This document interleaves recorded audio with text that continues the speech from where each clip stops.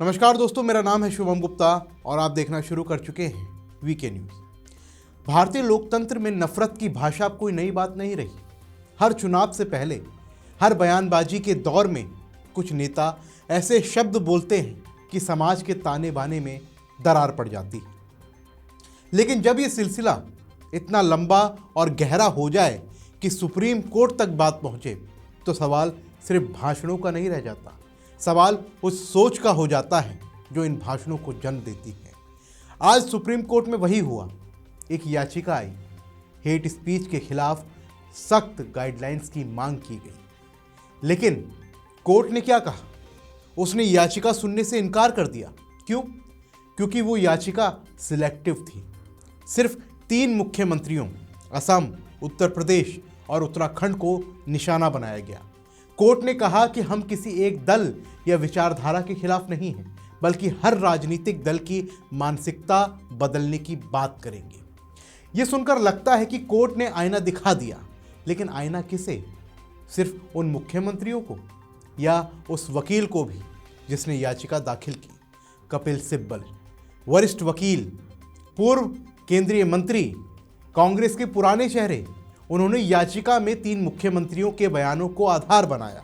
मियां मुस्लिम, land जिहाद, love जिहाद, उर्दू समर्थकों पर टिप्पणियां। लेकिन कोर्ट ने कहा कि यह निष्पक्ष भाषा नहीं है। अगर नफरत की भाषा का विरोध करना है तो सभी दलों के खिलाफ होना चाहिए। सिर्फ चुनिंदा चेहरों को कटघरे में खड़ा करके न्याय नहीं होता। अब थोड़ा आप रुककर सोचिए। कपिल सिब्बल जैसे वकील जो सालों से संविधान की बात करते आए हैं, आज खुद संविधान की निष्पक्षता पर परीक्षा में फेल हो गए। याचिका में सिर्फ एक तरफ के बयान, दूसरे तरफ के बयान कहाँ हैं? क्या कांग्रेस के नेता कभी नफरती भाषण नहीं देते? क्या राहुल गांधी ने कभी हिंदुओं को जातियों में बांटकर ब्राह्मण, ठाकुर, बनिया को अलग अलग करके समाज को तोड़ने की कोशिश नहीं की? क्या प्रियंका गांधी ने कभी कौन सा धर्म वाला सवाल नहीं पूछा? लेकिन कपिल सिब्बल की याचिका में ये सब गायब है। क्यों?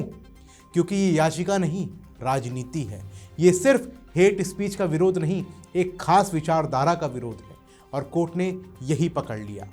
चीफ जस्टिस सूर्यकांत ने साफ कहा कि हम ऐसी याचिकाओं का स्वागत करते हैं जो निष्पक्ष और व्यापक हो। जस्टिस बीबी नागरत्ना ने और गहरा सवाल उठाया कि भाषण की जड़ सोच में होती है। जब तक संवैधानिक मूल्यों के खिलाफ सोच को नहीं मिटाया जाएगा, तब तक सिर्फ गाइडलाइन से क्या होगा? ये कितनी गहरी बात है। कोर्ट कह रहा है कि समस्या भाषणों में नहीं, सोच में है, और वो सोच हर दल में है। लेकिन कपिल सिब्बल की याचिका में सिर्फ एक तरफ की सोच दिखाई गई। ये संविधान की रक्षा है या फिर राजनीतिक स्कोरिंग? ममता बनर्जी की तरह ही कपिल सिब्बल भी अब हर मुद्दे को एक तरफा कर देते हैं। ममता एसआईआर को साजिश बताती हैं, कपिल सिब्बल हेट स्पीच को सिर्फ 3 मुख्यमंत्री तक सीमित कर देते हैं। दोनों की एक ही समस्या है, निष्पक्षता का अभाव। दोनों को लगता है कि सिर्फ सत्ता का पक्ष गलत है, विपक्ष कभी गलत हो ही नहीं सकता। लेकिन कोर्ट ने आईना दिखा दिया। अगर न्याय चाहिए तो सभी के लिए चाहिए। चुनिंदा लोगों को सजा दो तो ये न्याय नहीं, बदला है। कपिल सिब्बल जो कभी संविधान बचाने की बात करते थे, आज खुद संविधान की निष्पक्षता से भाग रहे। अब उन्हें याचिका संशोधित करनी पड़ेगी।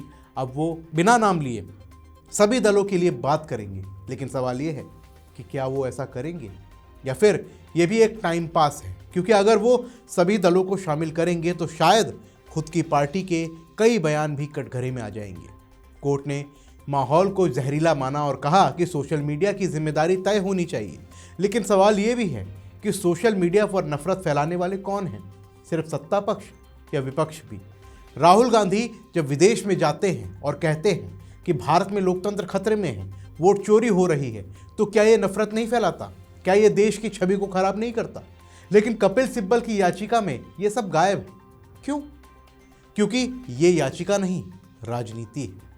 अब याचिका संशोधित होगी, कपिल सिब्बल दोबारा आएंगे, लेकिन कोर्ट ने साफ कर दिया है कि हम किसी एक दल के खिलाफ नहीं हैं, सभी के खिलाफ जाएंगे। ये फैसला छोटा नहीं है, ये संदेश है कि नफरत की भाषा का विरोध तभी सच्चा होगा जब वो निष्पक्ष हो। जब तक सोच नहीं बदलेगी, भाषण बदलने से कुछ नहीं होगा। हम इस मामले पर नजर रखेंगे। आने वाले दिनों में क्या होता है, संशोधित याचिका, कोर्ट की अगली सुनवाई, कपिल सिब्बल का अगला कदम, सब देखना होगा। लेकिन सवाल वही रहेगा कि क्या नफरत की भाषा का विरोध सिर्फ राजनीतिक हथियार है या फिर असली चिंता।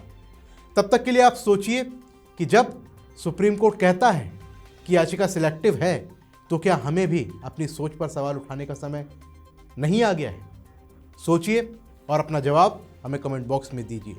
फिलहाल के लिए इस रिपोर्ट में बस इतना ही। मिलते हैं अगली वीडियो में, तब तक के लिए जय हिंद। वीके न्यूज, राष्ट्र के नाम।